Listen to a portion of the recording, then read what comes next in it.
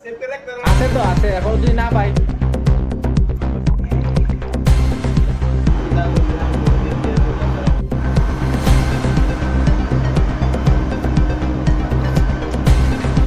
Regular checking, vehicle চেকিংয়ে PS officer আর staff ছিল, সিভিল স্টাফ সহ।